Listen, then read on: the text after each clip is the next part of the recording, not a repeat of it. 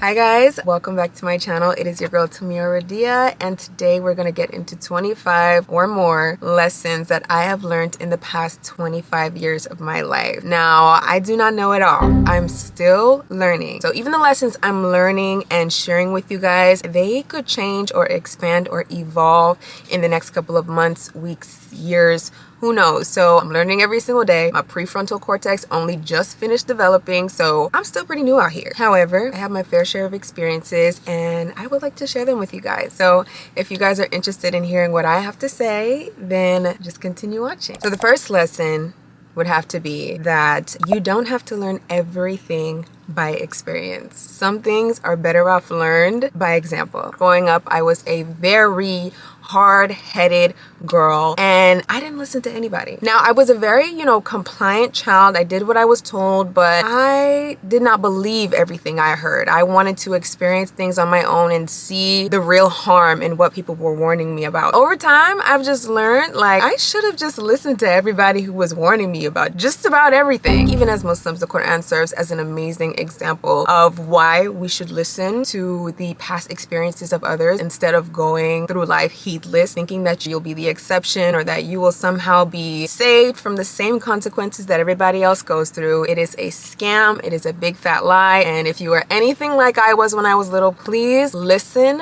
to the examples of others around you. This one has definitely been a more new lesson for me, and it's that God is not a genie in a bottle, and he's much better than that, because first of all, a genie in a bottle only grants you 3 wishes, and Allah can grant it all to you if he wills. Second, a genie in a bottle will grant you whatever you desire, whether it will be good for you or destructive for you. And I think that is one of the biggest things that has transformed my relationship with Allah as of recently, because sometimes we expect, God, the Lord of the heavens and the earth, to just grant us anything we ask for because we've prayed about it countless times, and we don't know whether it'll actually be good for us or not. And if you were to ask a genie, the genie would give it to you, whether it'll mess your life up or make it better. But Allah knows what will be good for us, and Allah knows what will be destructive for us. So I think that makes him much better, 10 times better, because he's always protecting us. He's always looking out for our best interests. So be thankful that God has not answered every single one of your prayers, because you'll be shocked some of the things that you are being protected from at this very moment.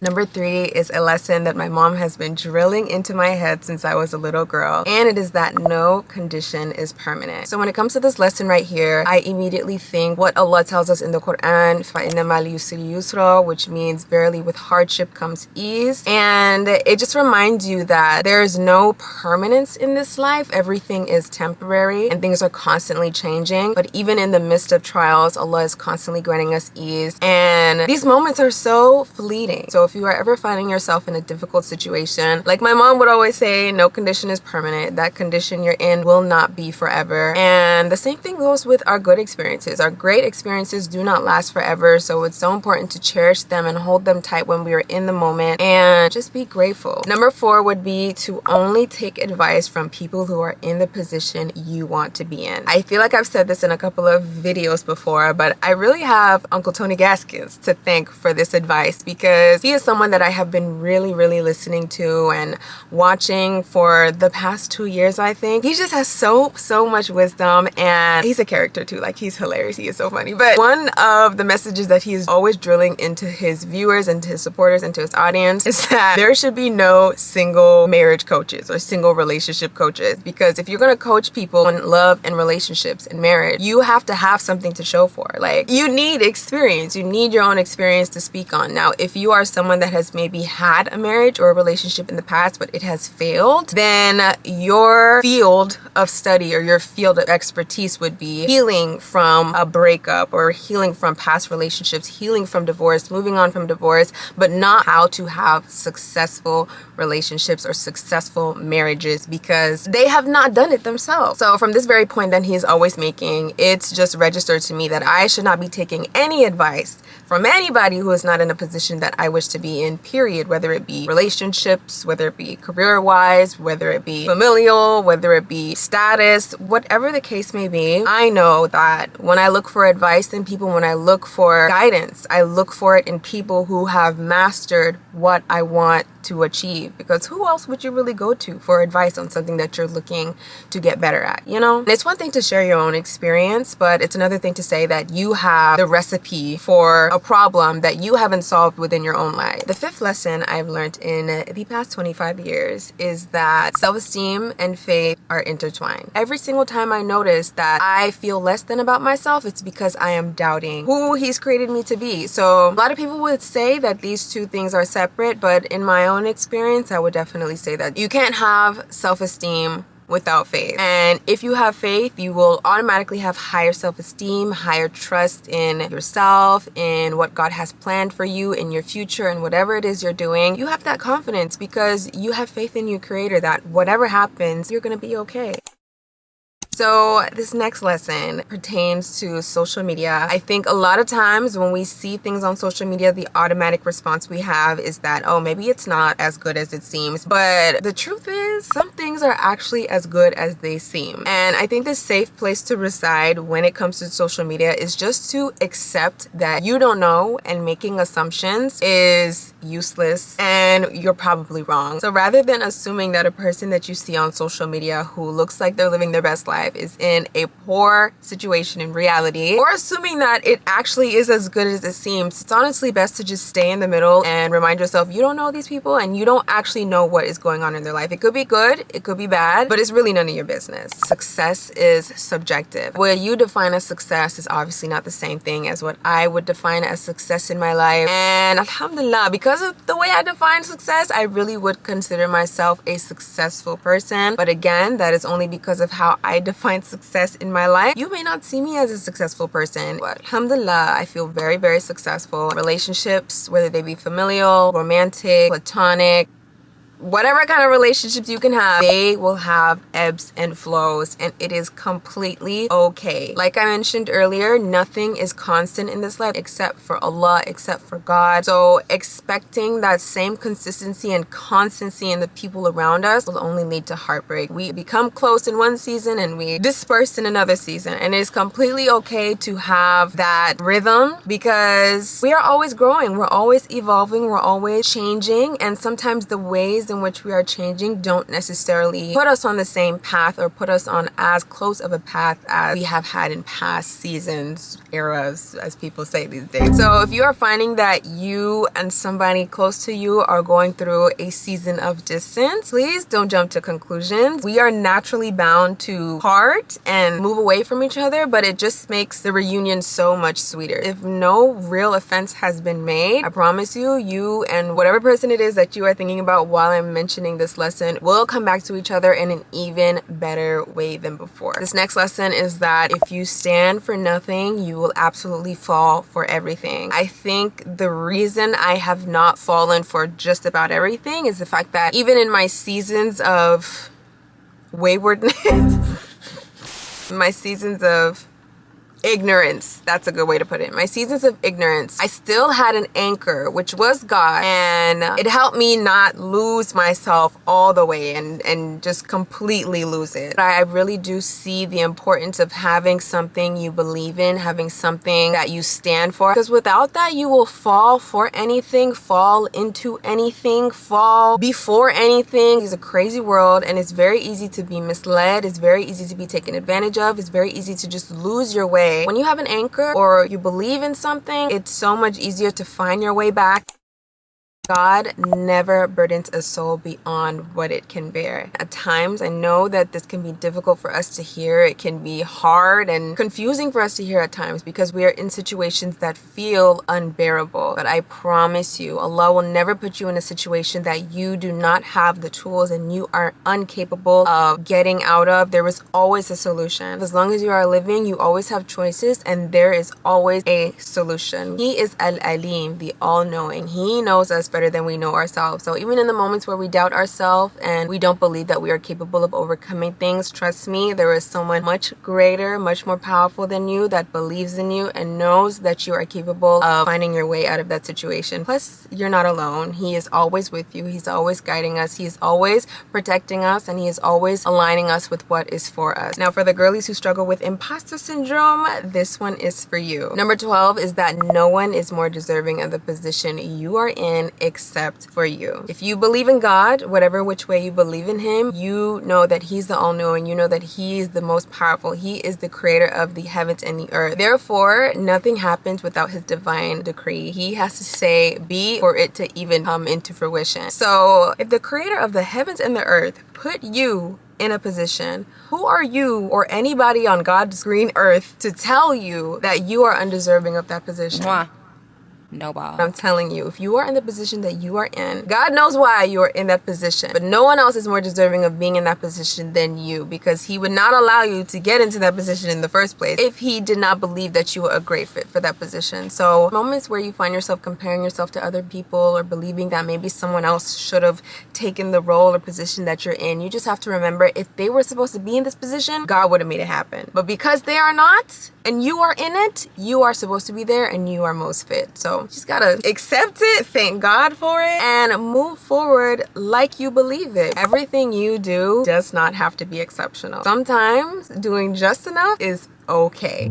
I'm calling myself out in this one because this is still something I struggle with. I am a recovering perfectionist, and I don't want to be this way, but it is so difficult, especially being a creative, to create and to not hold myself to this unrealistic standard of perfection. Like, I want things to be amazing, I want things to be perfect, I want things to be seamless, but there's no such thing.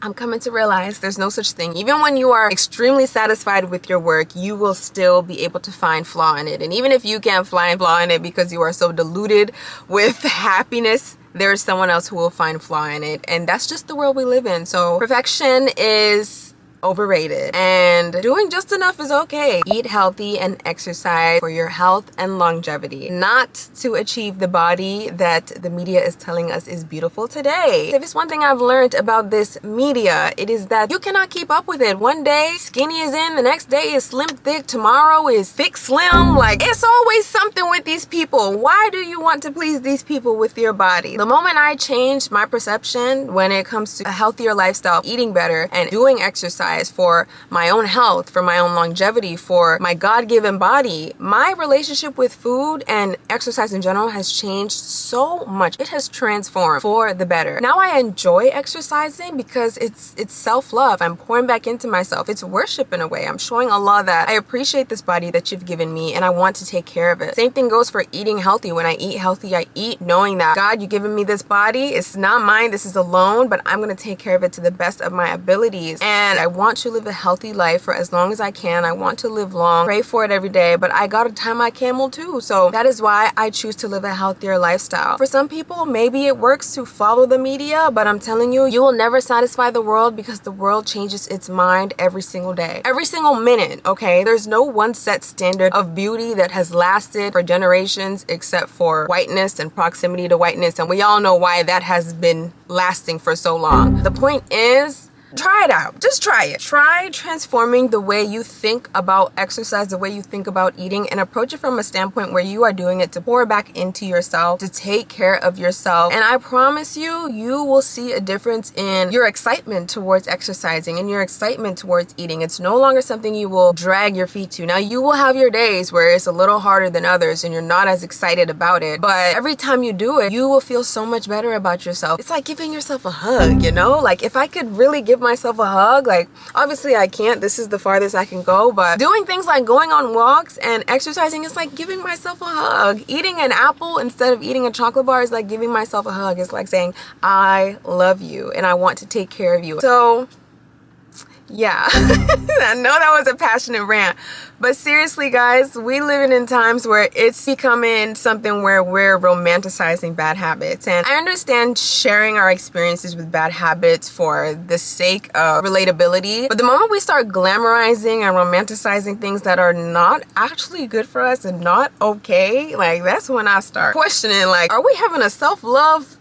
pandemic, epidemic? There is an extreme lack of people really caring about themselves and caring about their longevity. Like, okay, number 15 kind of ties into number 14. It really just hones in on the topic of beauty standards. I have had my fair share of chasing beauty standards and trying to be deemed as beautiful as possible and doing everything in my power to achieve that, and it is so draining. Not only is it draining, it is a scam. If no one has told you this, let me be the first to tell you that your self-worth is not contingent on how many people call you beautiful, how many men desire you, how close to the beauty standards you are, how many times people call you attractive. I promise you, your self-worth has nothing to do with those things. And if you do believe that your self-worth has something to do with those things, you're going to be in for a very rude awakening in the next couple of years when you start showing visible signs of aging. If you reduce yourself to what you look like, do you know how damaging that is going to be? You're going to have a maximum of 10 good years of your life where you can say, I really lived it up and I really felt like my self-worth was at its highest because everybody called me beautiful, until you start aging. Let's be honest, the media teaches us to only glorify and validate youthfulness, youthful skin, youthful hair. The more youthful you look, the better. In a couple of years, you're going to be very disappointed when you notice the decline in attention that you're getting, because looks don't last forever. We are inevitably aging. So we have to be very real with ourselves and understand that our self-worth is not tied to any of this superficial stuff. They don't actually amount to anything. They don't mean anything long-term. I've been there. I've tried it, and especially as a black woman, a dark-skinned black woman, it was a very draining experience. In the moment of chasing those beauty standards, I was not thinking about it. It was very much subconsciously that I was chasing and running after being as beautiful as I possibly can. Not for myself, but so that I could be deemed beautiful by every single person around me. And it was draining, it was degrading, and it didn't amount to anything. I really want to send this message, especially to my younger ones who watch my channel. Make yourself the beauty standard. You don't need to chase these unachievable standards. And we all have things we don't like about ourselves. We may love ourselves, but there are always going to be things that we don't necessarily like about ourselves. So please do not go chasing beauty standards. Please do not go chasing compliments. Please do not go chasing being the most beautiful person in the room. Yes, be the most beautiful person in the room internally, but like chasing external validation will only lead to disappointment and heartbreak. This next lesson is to do nothing without intention. Like my sister Solange said, do nothing without intention. I mean this with my full chest. I cannot stress to you how important it is to put intention into everything you do. Not only is it a way to obviously gain a closer relationship with God, but God, we need to be intentional. I can't count the amount of experiences that I could have saved myself from if I made my intentions clear. When we move through the world without intentions, we don't have an actual idea of why we're doing the things we're doing. We're like zombies. We're not living. We're not real beings. We're just moving and doing what we're seeing other people doing, ending up in terrible situations because we're not thinking. We're not creating an intention. We're not moving with sense. There is a big lack of sense epidemic too happening these days. Epidemic, pandemic, whichever is the right term. We need more sense. Bring back sense, bring back intention. Do everything with intention. Even with the smallest acts, you need to always be checking in with yourself and asking yourself, why am I doing this? What is the reason for this? What will this amount to? I promise you, you will save yourself from a lot of unnecessary experiences. We live in a generation where people want microwave success, overnight success, not just on social media, but just in general. People want to be 20 years into their career on day one. People want to have the chemistry and communication of a 20-year marriage in the first week. People want immediate gratification, immediate success without doing the work to achieve those things. But the truth is, the best things in life take time. The best thing about when things take time is that you move slower, therefore you make better decisions, therefore you learn more on your way, and you are much more prepared for every single milestone you reach when you move slow and have delayed gratification. When you teach yourself to have delayed gratification, like, you are unstoppable. There is nothing you can't put your mind towards, because you are not worried about, oh, what if it doesn't happen overnight? Oh, what if it doesn't happen in a year? Oh, what if it doesn't happen in the next 5 years? You don't care. You have tunnel vision and you see what it is you want, and you keep your eyes on the prize and you keep going. That's really the only way to really achieve anything, if we're being real. A lot of us give up too quickly on our goals, whether it be fitness goals, career goals, even relationships. A lot of people, now take that with heed. Careful. Maybe I shouldn't have said relationships, because I don't want people taking that the wrong way. But the point is that best things in life take time. The longer you are willing to commit yourself to something, the more success you are more than likely going to achieve at the end of the day, because only the fittest, or the strongest, the fittest survive, the strongest survive. Survival of the fittest. Survival of the fittest. It's survival of the fittest, okay? Whoever is willing to do the work for the longest amount of time will more than likely reap the largest benefit, the largest reward. So understand that the best things in life take a lot of time. You got to be willing to put in them hours, put in that work. You are what you consume. I feel like the ones who watch my videos a lot would know me for this, because I'm always saying this, but genuinely we have to be so careful of what we consume, the food we eat, the things we listen to, things we watch, even things you put on your skin, the experiences you have, things you consume. Like, all of these things create our reality, and they create us. So you want to make sure that you are pouring good food into your body. You want to listen to good things. You want to watch good things, because the moment you start consuming bad things, you're going to see the world in a bad way. So if you are constantly consuming men are trash content, you are only going to see trash men in the world. And I'm telling you this from experience, okay? I had to learn my lesson. I had to take it a couple steps back and start looking for good examples of men online, because I do not want to walk through the world thinking that all men are trash. All men are not trash. There are a lot of amazing men in the world. If you guys would like a list of some of the men that I listen to in podcasts or watch on YouTube, I'd love to share them with you guys, because they've definitely helped me heal that, you know, that was pretty bad, okay? But I've grown a lot, and I think a lot of men can be amazing. So what you consume will absolutely shape your reality. So be careful. Lesson number 18 is to not be afraid of being wrong. It's very easy to shy away from experiences, to shy away from just life in general out of fear of making mistakes and being wrong. I remember back in elementary school and even middle school, there were so many moments where I would not participate in lessons. I would not raise my hand and offer answers when the teacher asked the class to solve a problem. And that all boiled down to me being afraid of making a mistake, me being afraid of saying the wrong thing and looking stupid. But the moments where I did make a mistake or I said something stupid, those were the best learning opportunities for me. So I had to reframe my mindset and look at it as a way to grow. Every time I make a mistake, every time I do something wrong, it presents an opportunity for me to learn something that will probably stick with me for a very long time. So don't be so afraid of making mistakes. We are all humans. We are all flawed. We are always constantly making mistakes. And when we make those mistakes, they present an amazing opportunity to learn something that we will retain for a very long time. Oh, this one is a good one. Number 19 lesson that I've learned in the last 25 years is to appreciate my season of singleness. There are so many, countless reasons why we should appreciate every season of our life, whether you're in a relationship, whether you're single. But I really want to talk to the single girlies, because it's so easy to think that we're missing out because we don't have a partner to share our lives with. But I just want to remind you of a couple things, okay? I don't know if y'all have seen glimpses of my bedroom or my space where I sleep in my bedroom.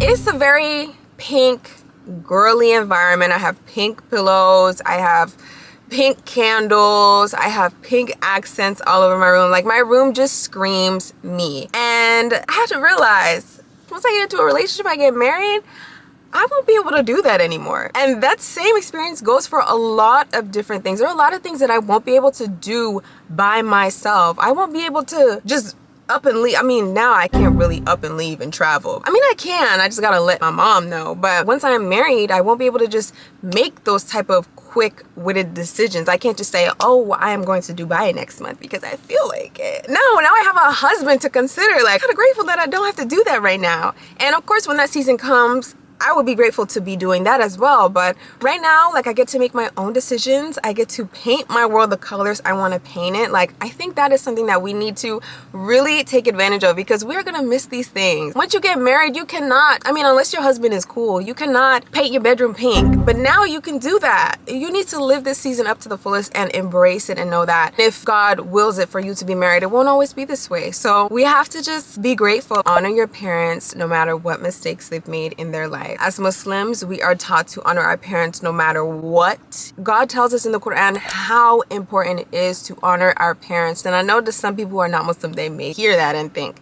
that is insane. But I think it just points to the magnitude of how important our parents are. Like, they are our first guides within this world. And even in the situations where they made mistakes and they did things that were wrong, we are still obligated as Muslims to honor them and respect them. That doesn't mean that you have to be best friends with them. That doesn't mean that you have to be buddy-buddy if you are in a situation where you have a toxic relationship with your parents. But the most important thing is that you honor them, give them the respect they deserve, and you leave it there. They won't be here forever, and they're humans just like you. I think the moment I started growing up, it helped me see my parents as humans more than just my parents. Like, okay, these aren't just people that take care of me. These are people, had their own experiences, their own childhoods that shaped them into who they are today. So I don't know the full scope of their story, and I cannot judge them for the mistakes they make and the things that they do. So it's really important to honor our parents and just understand that no matter what, they serve a very important role in our lives.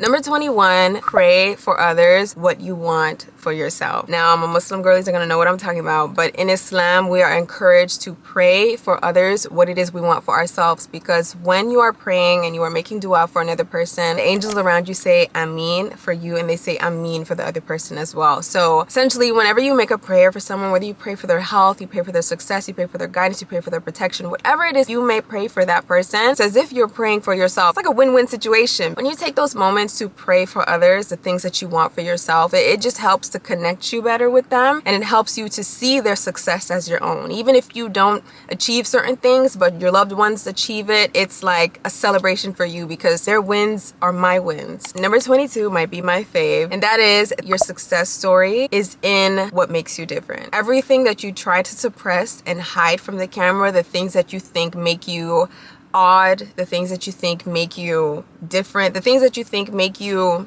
weird, I promise you those are the very things that will catapult you into your success story. My career on YouTube has lasted almost a decade, baby. I'm on my 9th year this year, okay? Throughout majority of my YouTube career, I was trying to be somebody I was not. I was trying to fit a mold. I was not authentic. I was not real. I can't say there was a person I was emulating. I just was coming on here and I was not being real. And throughout that season, I was so lost because I was looking for growth. I was looking to find my community, yet nothing was working for me. But the moment I started really honing into who I am and accepting her, embracing her, and showing up as her, that's when I started to see more success than I've ever seen in my entire career. The moment I started accepting my quirks, accepting my sense of humor, accepting my bad angles, accepting my, all of these things that we cut and edit out and all the stuff that we try to hide from people. Granted, there are some things you should definitely hide from people, but I'm talking about the things that really don't amount to anything. The moment I stopped hiding all of those things is the moment I started to see the most success. Stop hiding, girl. You need to be yourself. Be yourself. Show up as your authentic self, and I promise you, your tribe, your people will find you. Number 23, rejection is always God's protection and redirection. I know I'm starting to sound like a t-shirt store or something right now with these quotes, but let me land. There are a lot of times where in life I've been rejected personally by jobs, careers, jobs, even prospective relationships. I have had my fair share of being rejected. And every moment I've been rejected, God has revealed to me later on, after I trusted him, after I relinquished all the control I thought I had and I trusted him, why I was protected from those careers, from those situations, from those potential relationships. God is always looking after us. Even when you think you know better, even when you think, oh, I've done my research, I know why this is going to be good for me. I see the vision and I just know. You don't know it all. You may think you know, but you do not know it all. And every time you try to make something fit and it doesn't work out, God is protecting you from something that you cannot see right now, but the all-knowing can see. And that is enough for me now. In the past, it wasn't. I'll tell you right now, in the past, it wasn't. But right now, like I said earlier, I no longer learn from experience. I just sit back and watch the examples in front of me. I've seen enough examples, and I know that I do not want to force anything to fit that is not for me, because I want God's protection and I want him to redirect me to the path that is best for me. So understand that anytime that something doesn't work out for you, you are being protected from something that you cannot see. And just be grateful. Don't go looking for answers. Don't go looking for the thing you're being protected from. This is the moment where you trust God and know that he knows better and you do not. Ooh, believe me when I tell you, when something does not work out, say Alhamdulillah. Say praise God. Number 24, God is always on time. Allah is always on time. Don't ever think that you know something. The moment you start thinking that you know something, I promise you, God will humble you so quick. When I was 16 years old, I had my whole entire life planned out, down to my wedding playlist, okay? I had a list of baby names in my phone. I had a wedding playlist. I told myself I was gonna be married by 19. I'm 25. I'm 25, but alhamdulillah, I'm so grateful that my plans did not roll out the way I wanted them to, because 19-year-old me would have wreaked havoc on a marriage. And that's why he didn't give me that at that age, because I was heedless. I keep telling y'all, I was not okay. Every time something does not work out, trust God that in the right time for you, it will come. Your season is coming. It's just not here yet. And that's because there are certain things that still need to unfold. There are certain things that still need to take place. There's certain lessons that you still need to learn before you walk into that era. I don't want to say era. That season. When you're reading a book, you can't just skip to chapter 17. No, you got to read chapter 1, 2, 3, 4, 5, 6, and you got to get the lesson, get the info, and then you move on to those chapters. And God is the one who is turning these pages. We do not have control over that. We only trust in him, do our part. So trust his timing. His timing is better than anything you can imagine, anything you could draw up for your life, any plan you thought was the master plan, the perfect plan, the blueprint. I promise you, God has something better in store for you. We made it to number 25, and it is that nothing in this life is worth your akhirah. For the people who don't know who that is, nothing is worth your afterlife. Nothing is worth sacrificing or sabotaging you getting to heaven. There's absolutely nothing worth sacrificing. So if there's something that comes to mind when I mention that to you, it's time to cut it off. I'm sorry.